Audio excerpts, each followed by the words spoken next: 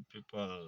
It's another good afternoon that the Lord our God has given time for us to talk about some few issues that are affecting our country. Now, there's this guy called Mudavadi that I used to respect, and he used to have a demeanor of a president. But of late, I don't see whether there is any substance that is giving out. He's not giving any information that can assist or an idea that can assist his Kenya Kwanza brigade to navigate through the difficulties that the country is going through. This guy used to say that he is one of the architects of technocrats that assisted the country to come through when we had what we call golden bag scandal. And when he was launching his bid, which he did not follow up to fruition, he appeared to say that tuambiane ukweli and the truth can set us free. But as of today, that guy is deaf, mute, and blind to the upheavals that are affecting the current regime. And now that he was given what he wanted, he seems to be very comfortable and with the 4 billion shillings that his net worth was when he was being launched as the cabinet prime CS. That is the day that I started questioning his credentials as a person and as a politician who can assist this country move forward. Now, if you look at his contributions nowadays, especially with the current finance bill and the budget that was read, he has given nothing. He has contributed nothing. He is singing in the tune of William Ruto, who also deceived most of the Kenyans to think that he is among them, especially economically, and he came from their background.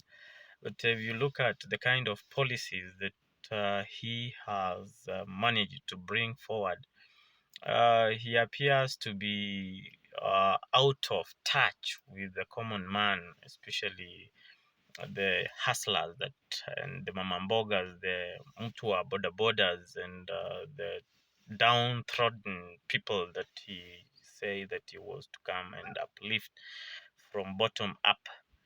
So this guy, son of Mudamba, Moses, is also out of touch, especially now that he uh, did not comment about his wife being given an office as a third. I don't know, the third lady, because the second lady is a prophet, the first lady is also another one.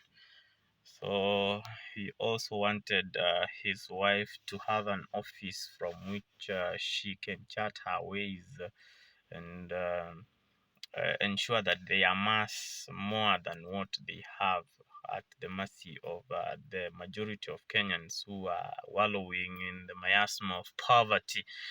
And see, uh, I do like what Raila Odinga does. He has satisfactorily done his bit because when things are thick, he has come out to scoff on those people who have been in power. And now that he has been out of the country and was here yesterday, I think that Mzee is doing his best to ensure that people of Kenya are getting the best from their government. But the guys who are in power, and especially the elected leaders, I can call them in quotes because there is no leadership they are offering.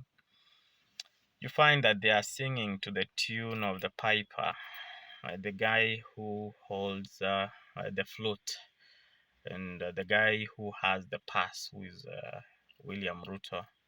And William Ruto is a master of everything that is crooked, because if it's a question of bribery, he knows what he used to do. In fact, he started from the same bribery, because in 1992 I was very young, and but I used to follow the politicians, the politics of the country, and that is when the economy went to its knees because of what? Inflation. The 200 shillings notes that were printed here and there and were being dished like biscuits. He was the one who was doing that dirty job. So we don't expect miracles from such guys. And I thought that Musalia Mudavadi would have assisted him in turning around the economy from the handshake brothers, but now it seems that the handshake brothers are much better equipped in ensuring that the masses were relieved from the kind of inflation that was happening.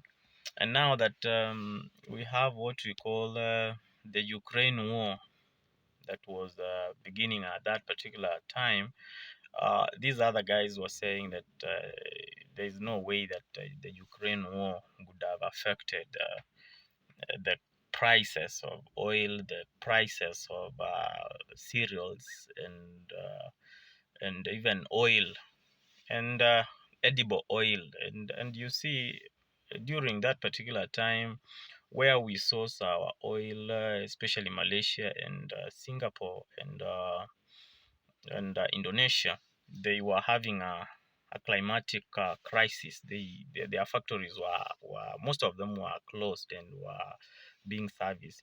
So yeah, and then you find that because of politics and because of euphoria that arises from politics, most of us stop thinking critically, and we end up uh, electing guys on the platform of euphoria, and we end up losing. Now, if you I can talk a little bit about the economy. This is a vehicle that I've been using for um, the best of 3 years, I think, since I bought it. And now that the prices of fuel are going to rise exponentially by another 8% on top of the 8% and other levies that are done on it, um, I'm going to downsize. I'm going to ensure that I use it when necessary, not during the days that I have been using it on so many occasions. So I have to downsize on so many things. I think this is going to even affect the collections that the government is going to have, and with that, I don't know the kind of economics that the Kenya Kwanza advisors, the think tanks of economics that were coming up with the kind of budget estimates that they read.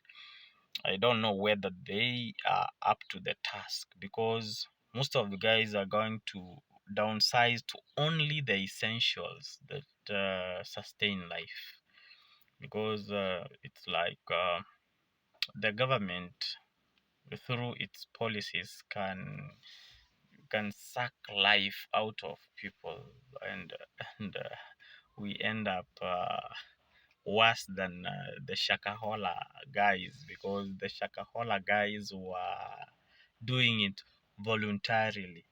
But this government is slowly sucking life from the very people that it say that it was to assist, uplift them from their initial situation, which is now better than what we are able to see them go through, because even the middle class now is going back to becoming hustlers. So where are hustlers going? They are dying. And what is killing them? It is the policies that are killing them. So our evangelical president and the evangelicals, the pastors, the evangelical politicians, and the kind of guys that we have around, they are not going to assist us in anything. It's up to us to do what? To downsize and try to see what to do. And as the saying goes, that we are going to see worse, because corruption.